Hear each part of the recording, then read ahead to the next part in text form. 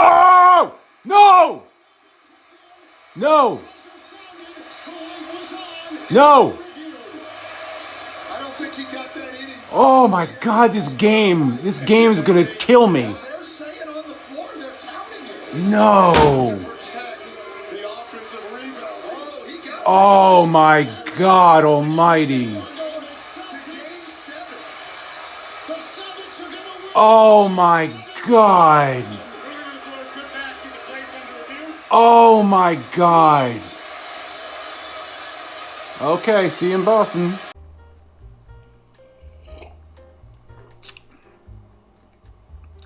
These are the times that try men's souls. That is a quote from the great Thomas Paine during the darkest hours of the Revolutionary War.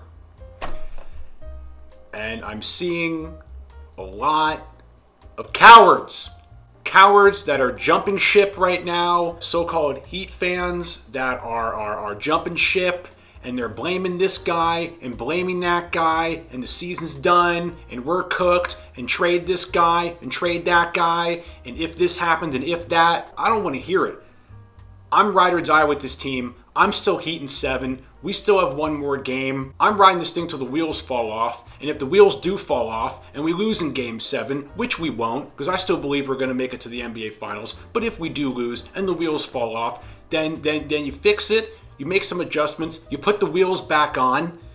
And you have a new season in 4 months. All right? But I'm still Heat in 7. All you guys that are jumping ship and you lost faith in this team, get out. Out! Out! Where's your heart? Where's your soul? Where's your spine? Come on. You know this team by now. You know this team operates best when their season is on life support. I say it every video. This is the same team that was losing to the Bulls in the second round of the play-in with 2 minutes and 24 seconds left.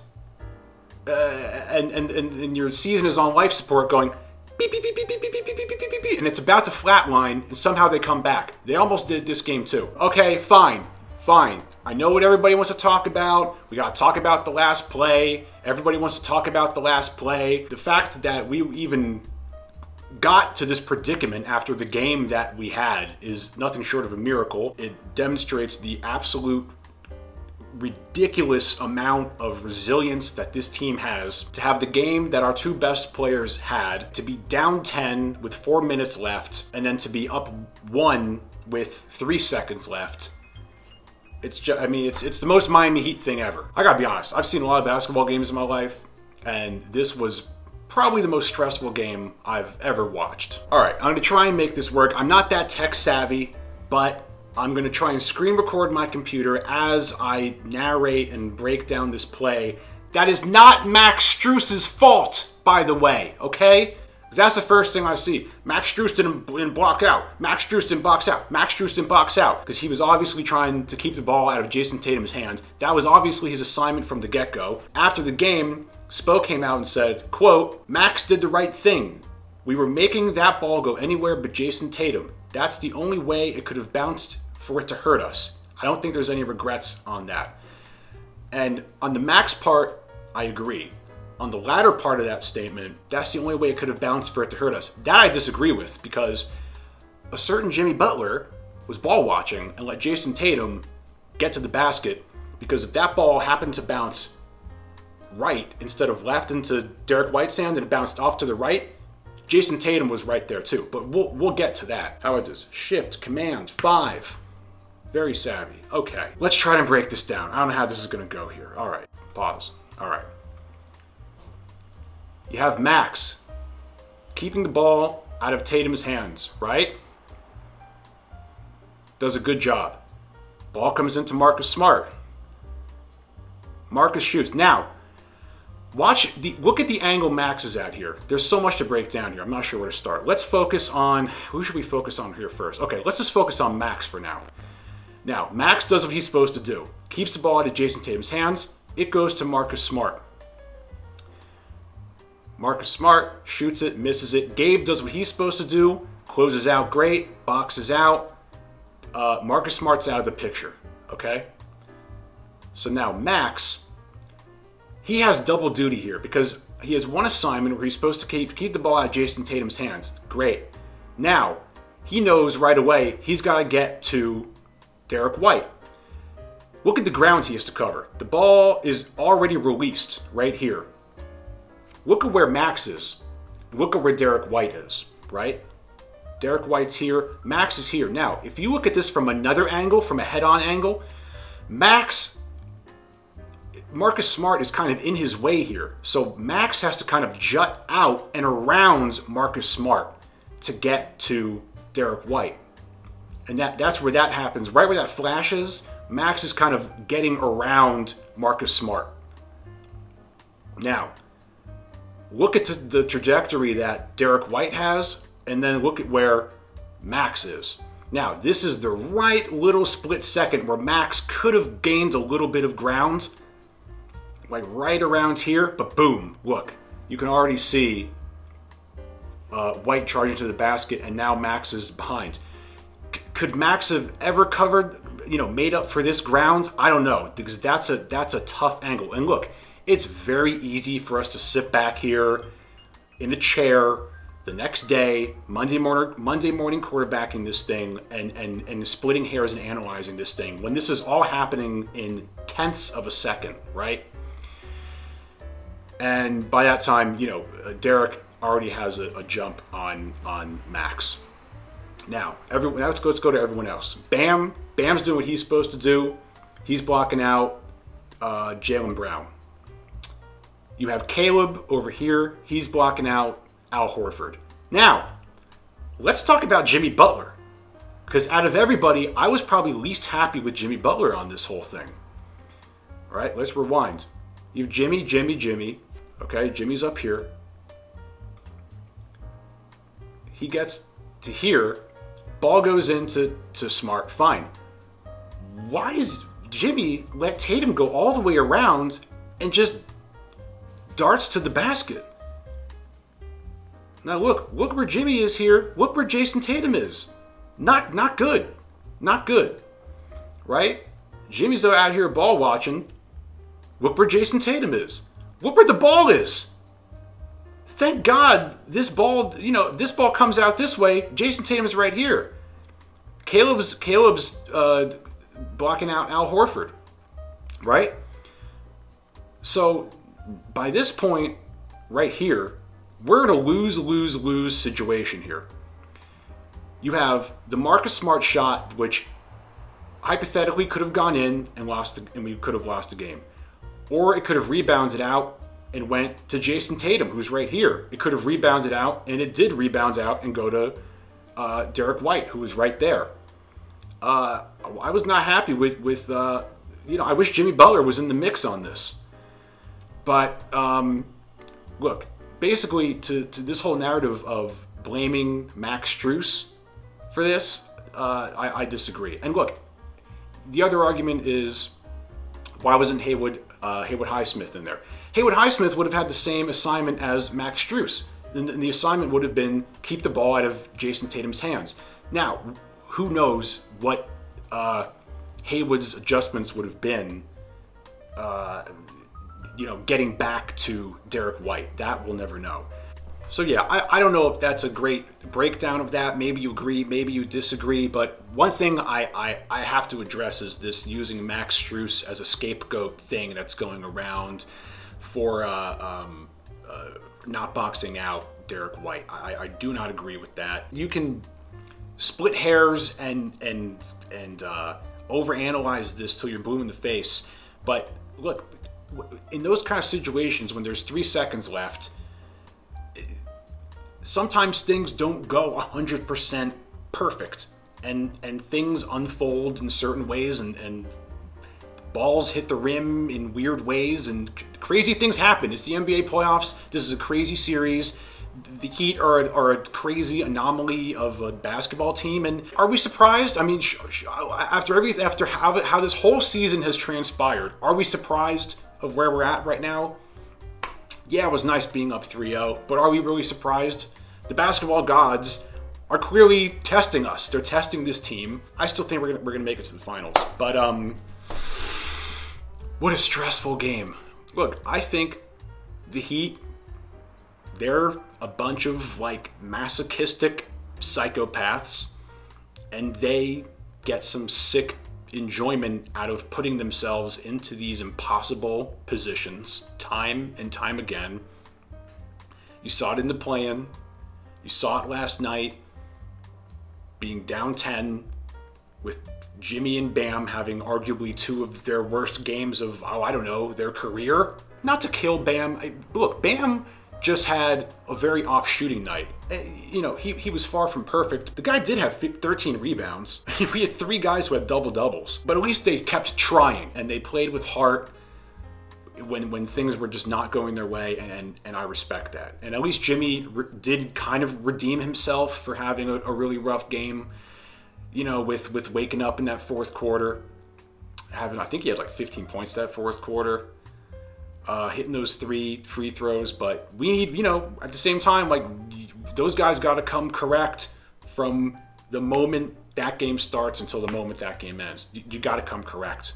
You can't mess around with this Celtics team anymore. This is not the same Celtics team that from games 1, 2, and 3. Ever since the 9-minute mark in the third quarter of Game 4, a switch got flipped with the Celtics team, and they got themselves back on track. After not having really been on track for the entirety of this playoffs, they finally got back on track. And the Heat, since that happened, have been off track. And you still have one more chance. You want me to break this game down? Fine, let's go. I'm gonna go through this fast. So Gabe Vincent was back. That's nice. Gabe had a nice game. 15 points, 4 rebounds, hit some big shots. I was happy with Gabe, especially coming off of an ankle injury. First thing I wrote was Gabe Vincent back. The second thing I wrote was, are you ready for this? Everyone expecting big game from Jimmy. Oof. And Caleb Martin started for Kevin Love. I was kind of wrong on that. I was sort of leaning towards, like, hopefully I want to see more Haywood Highsmith. Maybe Haywood starts, get him some good defense, and then we have Caleb be the spark off the bench. Well, you know, I'm glad I was wrong on that, because Caleb came in, started, and was hot from the get-go. Caleb started out 5 for 5. He had 12 of our first 27 points, along with 5 rebounds. He's totally kept us in the game at times where it could easily have gotten away from us. So I still am worshiping the ground that Caleb Martin walks upon. Tatum and Brown really hurt us. Brown started off 5 for 5. Jason Tatum absolutely cooked us in the first half. He was killing Jimmy, killing Bam, killing Martin, just killing everybody. He had 25 in the first half. But the good thing about that is he only ended up with 31. So we held him to 6 points in the second half, so that was nice. But man, did he kill us in the first half. The foreshadowing began early, and I noticed that the Celtics were 3 for 10 from 3 and still up 4. Not good. This is the second quarter now, we were 58% from 3, and they were 30% from 3, and yet we were down 7. The weird things about this game is that we shot 46% from 3. The Celtics shot 20% from 3, yet we still lost. We only had 5 turnovers, yet we still lost, and we're losing the majority of the game. And look, that's obviously falls on the struggles that Jimmy and Bam had offensively. Just absolutely nothing was going in for those guys. I never seen anything like it. And I don't know if that's because they're tired, they're physically tired, they're mentally tired, they're emotionally tired, they're battling injuries. I don't know what's going on with them, but hopefully they have enough in the tank to just suck it up for one more game. Because honestly, I just want to get to the finals. I don't care what happens against the Nuggets. I don't care if we get swept against the Nuggets.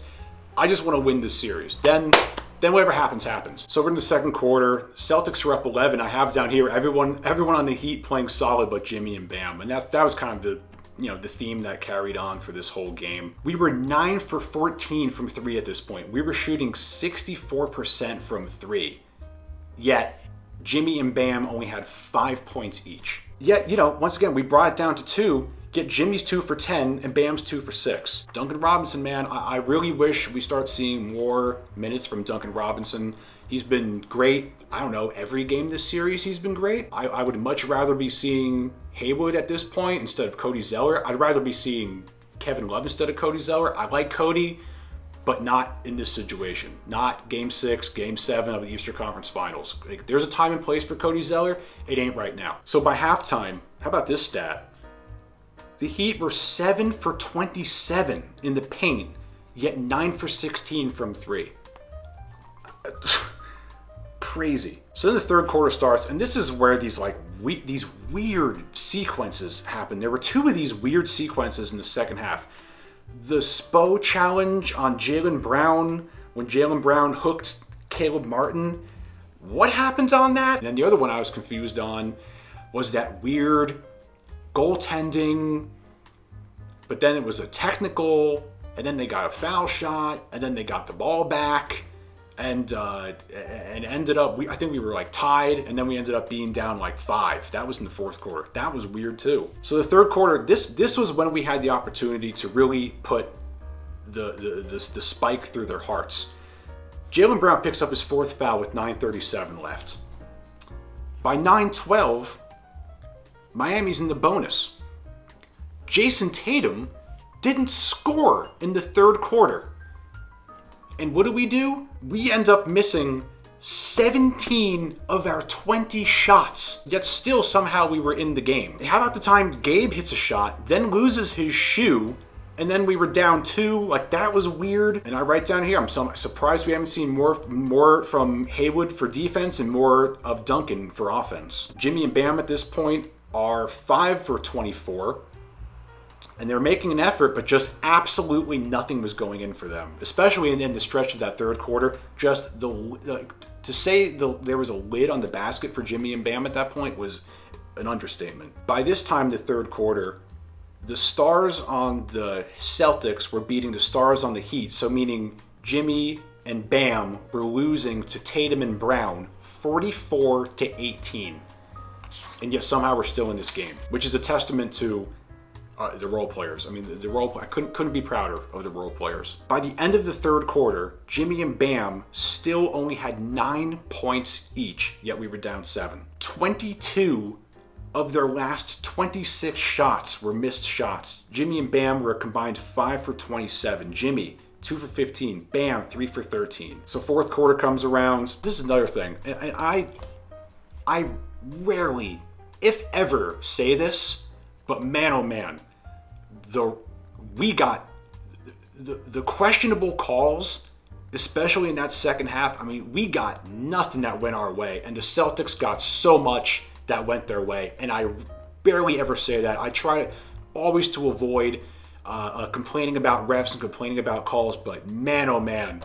And even the announcers were saying that there were some questionable calls. Jimmy finally scored a basket, and they called an offensive foul on him. And Reggie Miller came right out and said what Jimmy Butler just got called an offensive foul for was how Shaquille O'Neal scored like every one of his baskets during his career. And then Duncan hits an absolute bomb and puts us down 1. You can blame Duncan for missing those last 2 threes. You can say that the second 3 that Duncan took was a bad shot, but if it wasn't for Duncan Robinson hitting a bunch of big shots, we wouldn't have cut the lead down and been in the predicament that we were. So you can't think like that. We were beating the Celtics by 18 points on threes. Jimmy has a putback, layup. We're on a 15-3 run. We get our first lead since like 11-7. Jimmy and Bam were 7 for 33 at this point, and the game was tied. Every time we would get into a rhythm and get some momentum, something like weird would happen on the other end. There was like a goaltend, which turned into a technical, and like then they got the ball. I don't understand it, but all I know is that in the blink of an eye, the game was tied, and then we were down 5, and I was just like, what? I was dumbfounded, and I was like, what just happened? I don't even understand. I still don't understand. White hits a 3, Smart gets an and 1, we're down 10, 16-5 Celtic run, and this is when Jimmy was not even looking at the rim to try and score at this point. Stan Van Gundy came right out and said that Jimmy looked intimidated, and it got to a point where we were relying on Duncan and Caleb to save us. So the first thing I have here is we're down 10 with 4 minutes. If we're going to make a push, it's now. And right when I wrote that, that's when we made our final push. Jimmy here gets free throws. He hits 2, we're down 8. He gets more free throws, only goes 1 for 2. We're down 7. And right here I wrote, refs killing us this half. Jimmy hits a 3, down 4. Jimmy gets fouled again, goes 1 for 2 from the line again. So you can play this game, well, you know, if Jimmy made those 2 foul shots, we win the game. That's why you can't play that blame game like that. Caleb gets a rebound, kicks it to Duncan. Duncan misses that wide open 3. Jimmy gets an and 1. We go on a 12-3 run since the Celtics were up 10. And then Duncan misses that other 3. It just killer. And then the rest is history. You know, Jimmy gets fouled on the 3 by Al Horford. He hits all 3 free throws, which is, I mean, look, that's cold. Let's be honest, like that's cold. And I know Jimmy did miss those 2 sets of foul shots earlier. He went 1 for 2 twice. But to have the game that he had, shooting as poorly as he did, I think he was the only guy who had more than 1 turnover. And then to step up and drain those 3 free throws, that's pretty awesome. He hits all 3, and then we already broke down that other play. So yeah, I don't know what else there is to say. You know, it's heartbreaking. It's painful, but we still have one more. I still believe in this team. I'm riding with this team till the wheels fall off. I still think we're making it to the finals. I think Jimmy and Bam are going to come through when it matters most. I think this team thrives when things are looking their worst and at their darkest. That's when this team performs at their best. My brain is still scrambled after this game. This would be the most Miami Heat thing ever for them to go into Boston. They win 3, they lose 3. You go into Boston when no one thinks you're going to win, and you put a stake through their heart. And Jimmy is long overdue for a big game. He's long overdue to go nuclear. I said he was going to do it in Game 5. I was wrong. I said he was going to do it in Game 6. I was wrong. I'm saying he's going to do it in Game 7 because I have heart and I believe. Maybe I'm delusional. Who cares? Sue me. Sue me for believing in my team and believing in my favorite player. I still think that Jimmy's going to go nuts and bring this home. Forget about when they step on the court.